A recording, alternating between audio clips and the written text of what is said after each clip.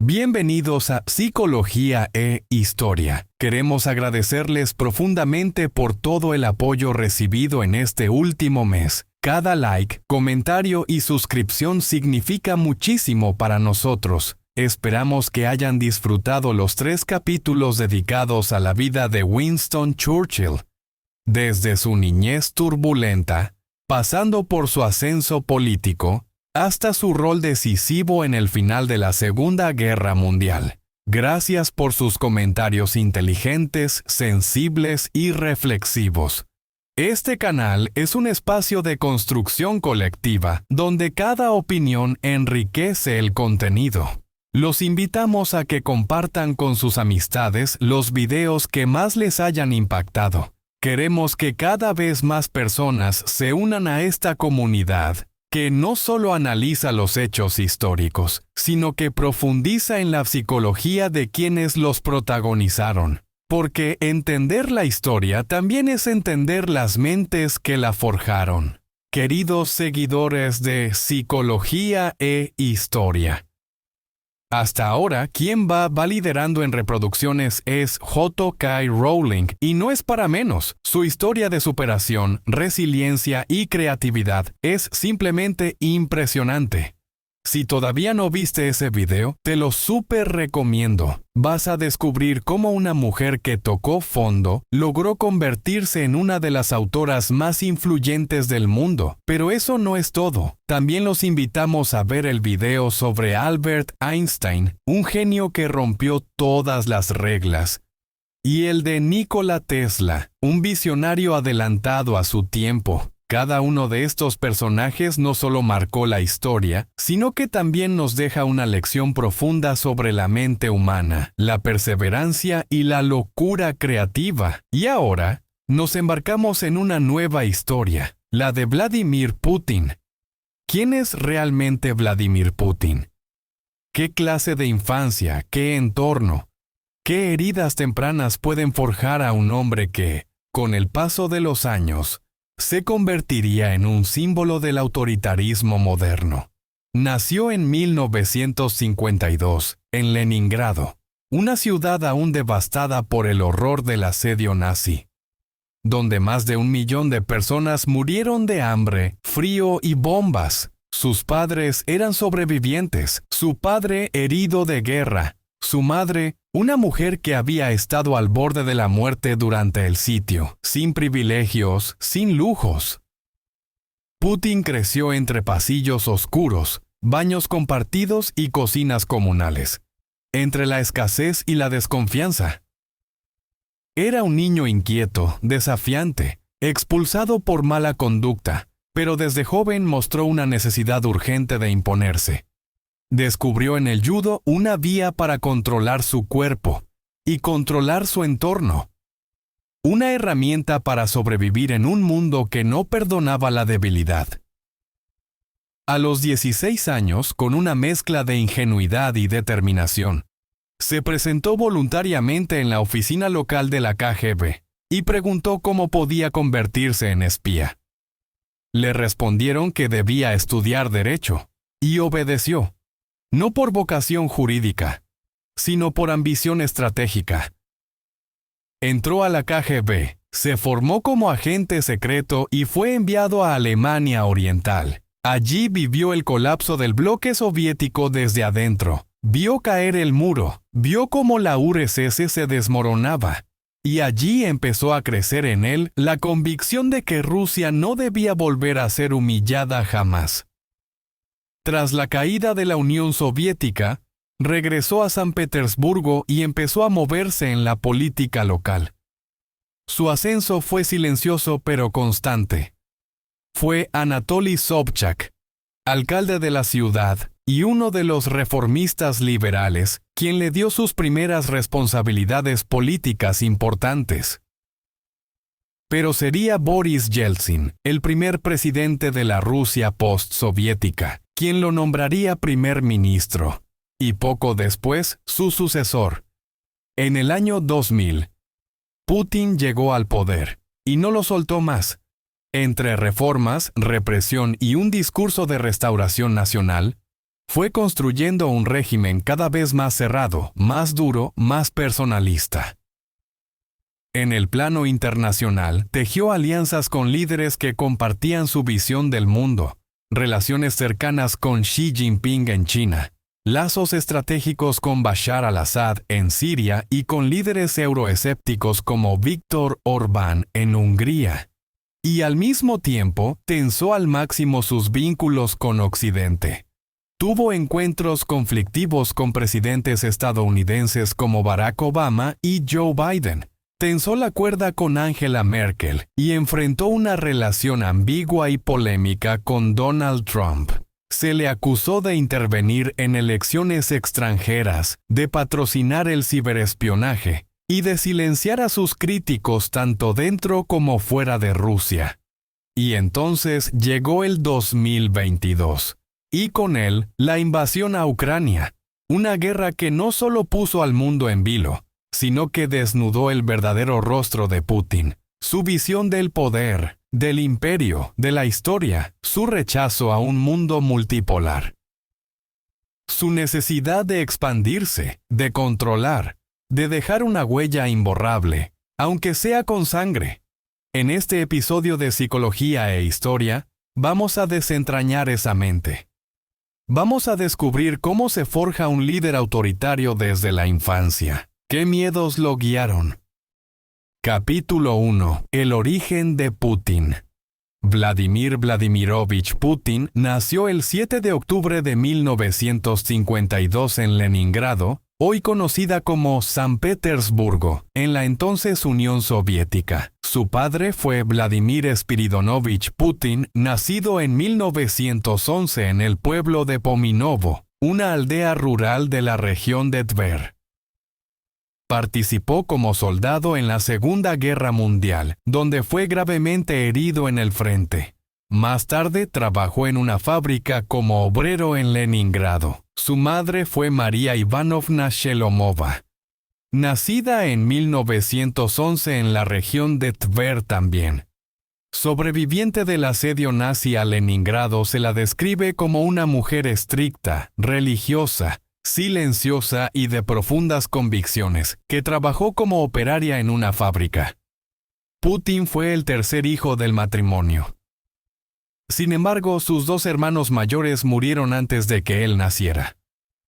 Uno de ellos falleció poco después de nacer. El otro, Víctor, murió durante el sitio de Leningrado por los nazis, en condiciones de hambruna extrema. Así, Putin fue criado como hijo único en un hogar atravesado por la pérdida, la guerra y el trauma. La infancia de Putin se desarrolló en un pequeño departamento comunitario compartido con otras familias, en condiciones de extrema humildad. Él mismo recordaría años después que se crió en las calles, enfrentando violencia, peleas y la necesidad de hacerse respetar desde muy joven. A pesar de la falta de comodidades, Vladimir mostró una determinación tenaz desde pequeño. Se dedicó intensamente a las artes marciales, especialmente al sambo y al judo, donde alcanzó un alto nivel competitivo. Este compromiso temprano con la disciplina y el autocontrol fue, posiblemente, una forma de forjar una identidad sólida ante la fragilidad emocional del entorno. Más tarde, ingresó a la Facultad de Derecho de la Universidad Estatal de Leningrado, de donde se graduó como abogado en 1975. Su especialidad fue el Derecho Internacional, aunque poco tiempo después de finalizar los estudios, fue reclutado por la KGB, el Servicio de Inteligencia Soviético. La historia de Putin está marcada por la soledad, el dolor familiar y un entorno emocionalmente restringido. La pérdida de sus hermanos, el silencio emocional de una madre religiosa y reservada, y la austeridad militar de su padre, podrían haber generado un patrón de apego frío basado en el autocontrol extremo y la necesidad de dominio. Este tipo de infancia ha sido estudiado en psicología del desarrollo como un factor de riesgo para el autoritarismo. La falta de vínculos afectivos estables puede derivar en una necesidad excesiva de control externo, intolerancia a la oposición y una cosmovisión dicotómica del mundo. Amigos o enemigos, fuerza o debilidad. Putin no solo aprendió a sobrevivir a un entorno hostil, aprendió a dominarlo. Y quizás en ese aprendizaje se sembró el germen del líder frío, metódico y calculador, que conoceríamos décadas después. ¿Qué traumas lo moldearon? ¿Y qué lo mueve hoy a desafiar al mundo entero? Porque no se trata solo de historia. Se trata de entender cómo las heridas personales se convierten en decisiones políticas y cómo la psicología de un solo hombre puede cambiar el destino de millones. Capítulo 2. Después de graduarse como abogado en 1975 en la Universidad Estatal de Leningrado, Vladimir Putin fue inmediatamente reclutado por el Comité para la Seguridad del Estado, más conocido como la KGB, el temido servicio de inteligencia soviético. La KGB, siglas de Comité Государственной безопасности, Comité para la Seguridad del Estado. Era la principal agencia de inteligencia y seguridad de la Unión Soviética. Operó desde 1954 hasta la disolución de la URSS en 1991, encargándose de labores de espionaje tanto interno como externo, contrainteligencia, protección de líderes soviéticos y represión de actividades antigubernamentales. Formación en Derecho Internacional fue útil, pero no era lo que definía su perfil. Lo que realmente atrajo a la KGB fue su perfil discreto, su autocontrol emocional, su conducta reservada y su capacidad para seguir órdenes sin cuestionarlas. Fue enviado a Moscú para completar su formación en la Escuela de Inteligencia, y luego asignado a la ciudad de Dresde, en la República Democrática Alemana, donde actuó como agente de enlace con la Stasi, la policía secreta del régimen comunista alemán. Allí pasó casi 5 años, hasta la caída del muro de Berlín. El nombre Stasi es una abreviatura de Ministerium Staatssicherheit, Ministerio para la Seguridad del Estado, la Agencia de Inteligencia y Seguridad de la República Democrática Alemana, RBA. El colapso del bloque soviético lo dejó sin rumbo.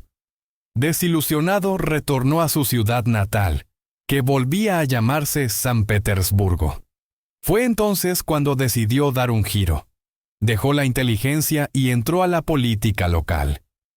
Su primer mentor político fue Anatoly Sobchak, el alcalde de San Petersburgo, un reformista liberal muy influyente en los años 90.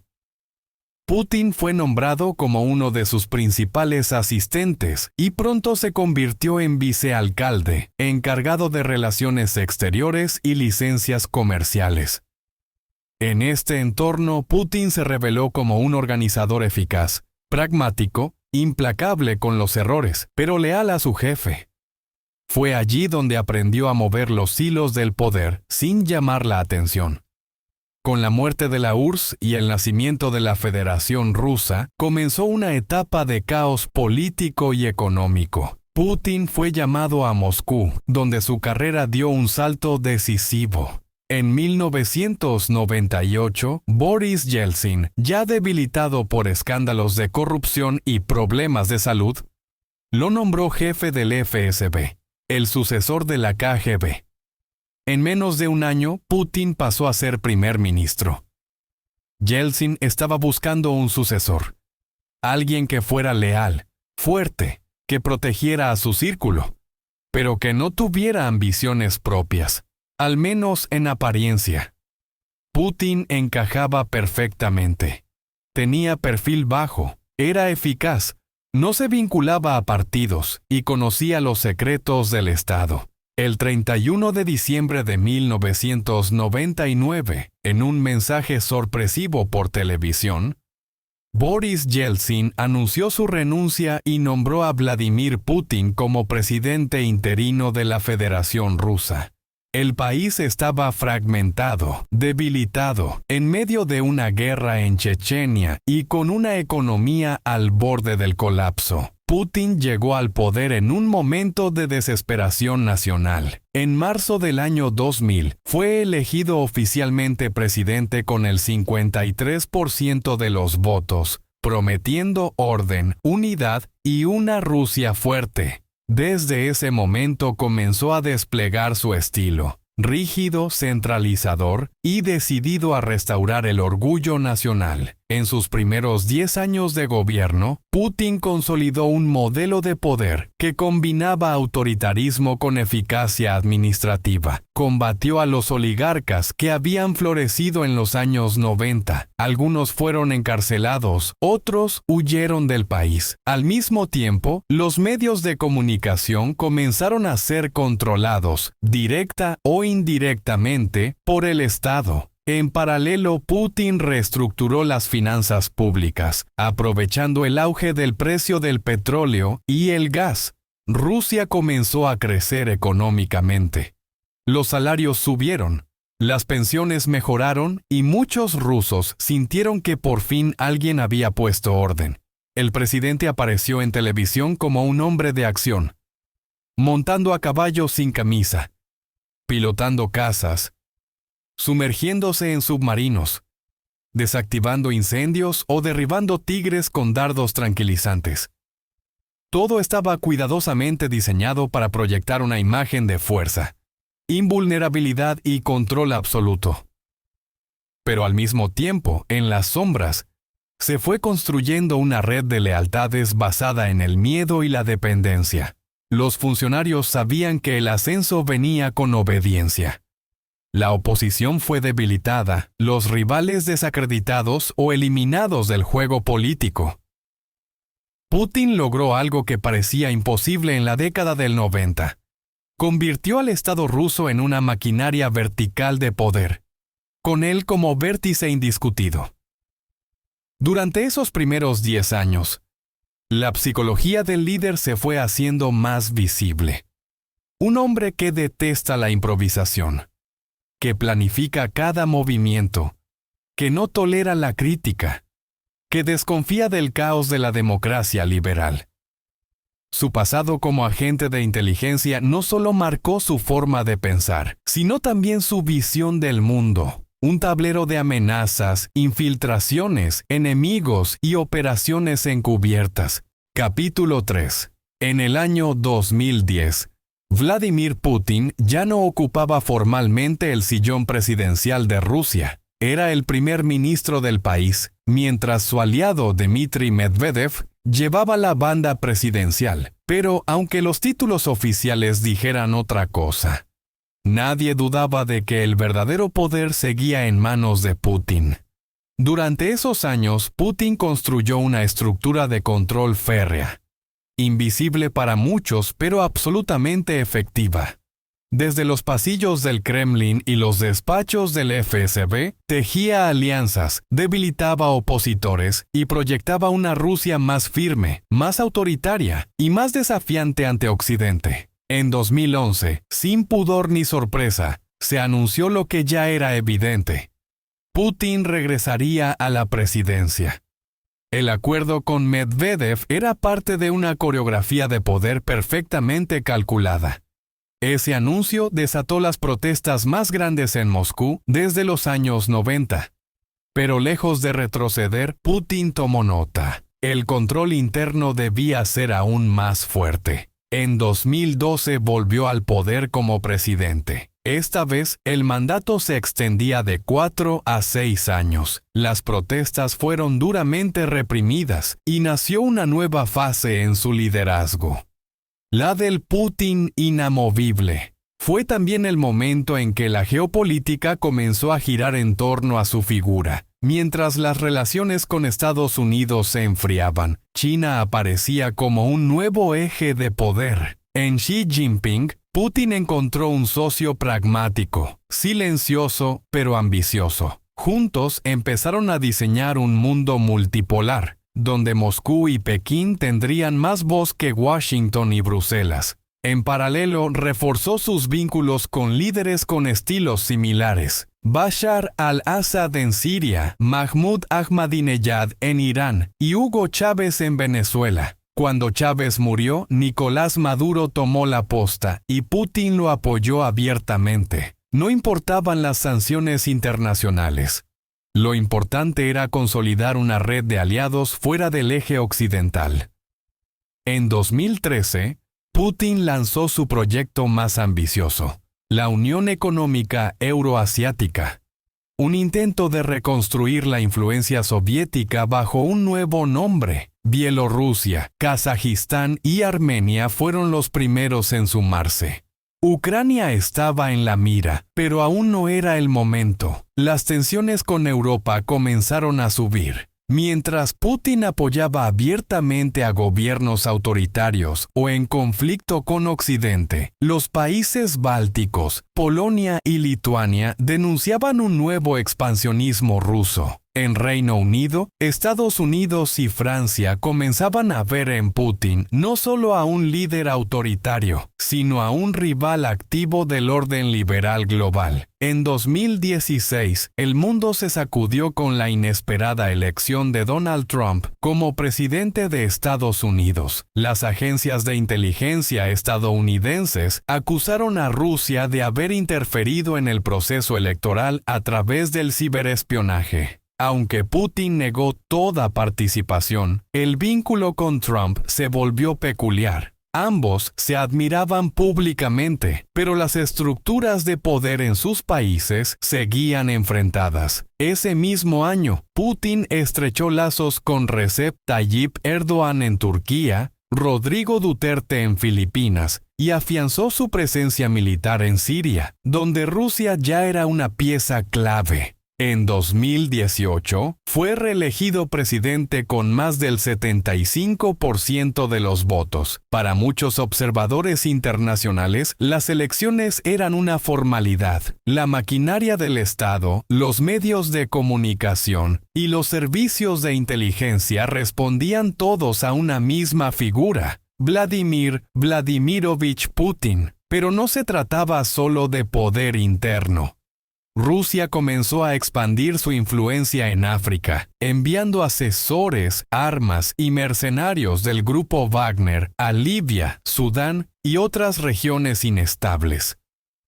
Era una nueva forma de imperialismo, sin bandera oficial, pero con intereses muy claros. En 2020, en plena pandemia del COVID-19, Putin aprovechó la crisis sanitaria para reforzar aún más su control. Promovió una reforma constitucional que le permitiría gobernar hasta 2036.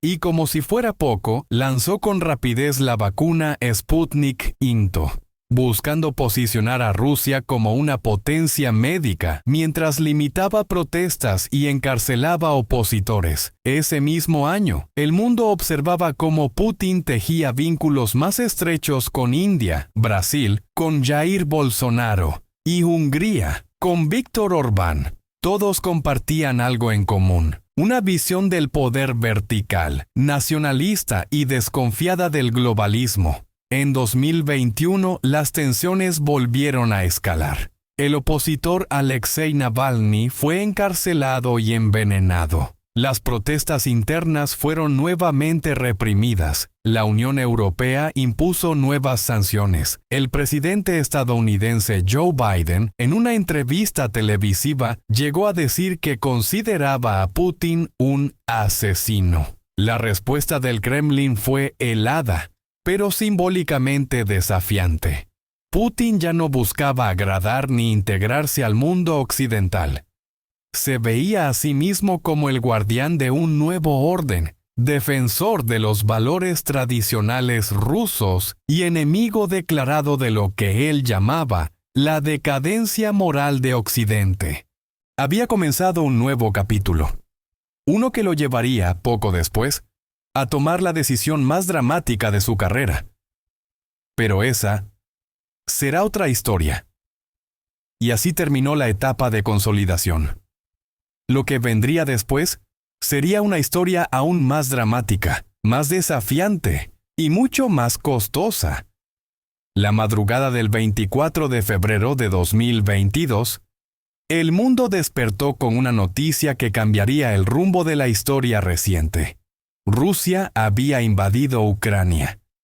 Las tropas cruzaron la frontera, los misiles cayeron sobre Kiev, y la amenaza que se venía anunciando desde hacía meses se volvió realidad. ¿Pero por qué?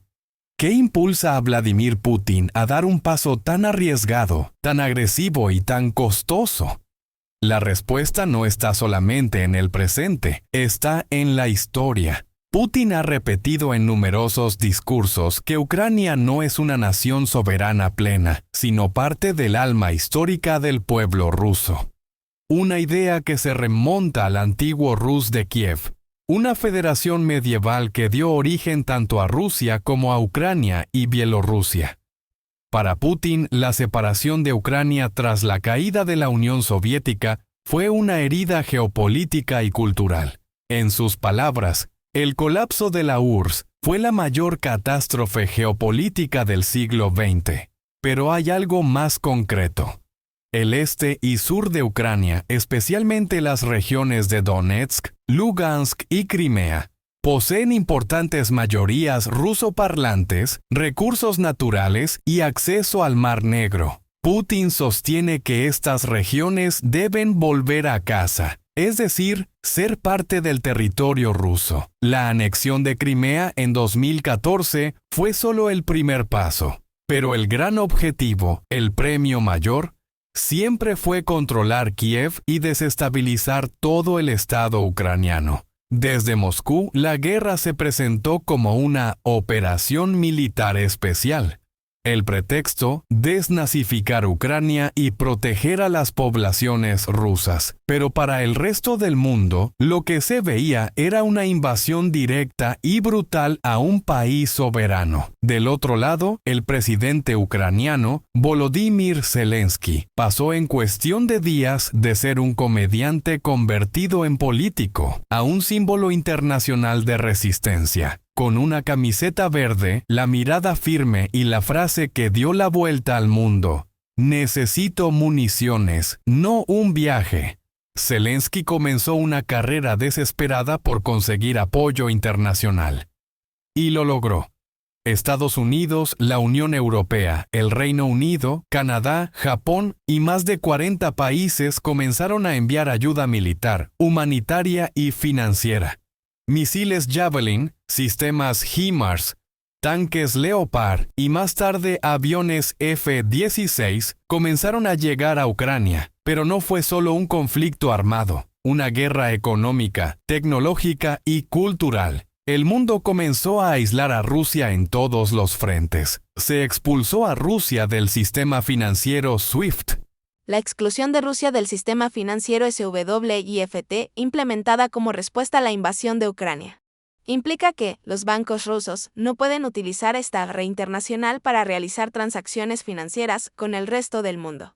Esto dificulta significativamente las operaciones comerciales y financieras de Rusia, aunque existen alternativas como el sistema ruso SPFS y el sistema chino CIPS, así como criptomonedas. Se congelaron activos del Banco Central ruso en el exterior.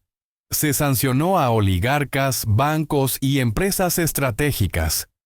Las principales marcas occidentales, McDonald's, Apple, Nike, Coca-Cola, se retiraron del mercado ruso. Se bloquearon los vuelos internacionales y el rublo colapsó antes de ser apuntalado artificialmente por el Estado. Incluso en el deporte y la cultura, la guerra dejó sus marcas. La FIFA y la UEFA expulsaron a Rusia de sus torneos. En tenis, la estrella rusa Daniil Medvedev, número 1 del mundo, tuvo que jugar sin bandera y fue excluido de Wimbledon en 2022. Artistas, músicos, científicos rusos fueron marginados de festivales y encuentros internacionales. El Bolshoi canceló sus giras. El mundo le dio la espalda a Putin y a toda Rusia. El precio de la guerra.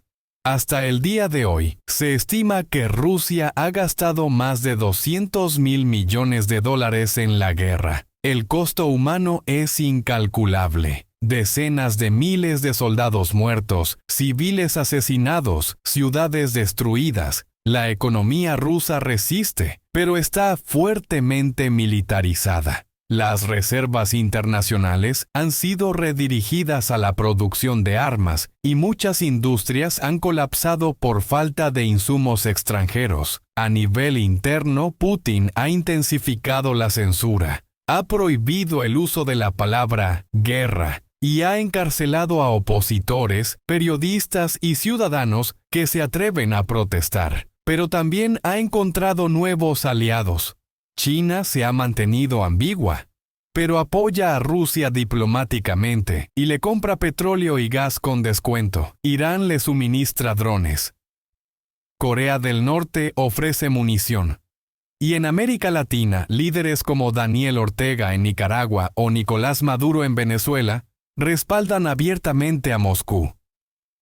La relación con Donald Trump, y en medio de este tablero de tensión, aparece una figura conocida. El expresidente estadounidense y actual candidato ha elogiado en más de una ocasión la inteligencia de Putin. Ha dicho que, de haber estado en el poder, la guerra jamás habría comenzado. La relación entre ambos es ambigua, casi teatral. Trump lo admira como líder fuerte, pero lo usa políticamente como contraste frente a Biden. Putin, por su parte, prefiere a Trump porque representa una América más aislacionista, menos interesada en intervenir en Europa. Pero en el fondo, ambos se necesitan y se temen. Son dos personalidades autoritarias, egocéntricas y profundamente conscientes del poder de la imagen. Sus idas y vueltas son parte de una partida de ajedrez global, en la que Ucrania, tristemente, sigue siendo el tablero. La guerra continúa. Las bombas siguen cayendo. Las alianzas se transforman. La economía rusa se tambalea. Y el pueblo ucraniano resiste como símbolo de dignidad. Putin ha escrito un nuevo capítulo en la historia del siglo XXI. Uno que todavía no ha terminado. Pero lo cierto es que, gane o pierda, nada será como antes. Gracias por acompañarnos hasta el final de este video. Si te resultó interesante, te invitamos a compartirlo, a dejar tu like y a suscribirte al canal. Eso nos ayuda muchísimo a seguir creciendo y generando contenido con profundidad y mirada crítica. Desde Psicología e Historia, no buscamos idealizar ni condenar sin análisis, sino comprender las mentes detrás de los grandes acontecimientos del mundo. A veces esas mentes han traído luz, otras veces, como en esta historia que acabamos de contar, han dejado una marca oscura. Pero conocerlas, entenderlas y analizarlas también es parte del camino hacia un futuro más consciente. Nos reencontramos muy pronto en un nuevo video de Psicología e Historia. Y antes de irte, te recomiendo 2 videos imperdibles de nuestro canal. El último episodio dedicado a Winston Churchill, donde exploramos en detalle su famoso discurso de resistencia, ese que marcó para siempre el espíritu británico. Y si te interesan las mentes que transformaron la tecnología y la creatividad, no te pierdas la increíble historia de Steve Jobs. Un viaje fascinante por el lado luminoso y oscuro de la innovación. Nos vemos en el próximo video. Gracias por estar ahí.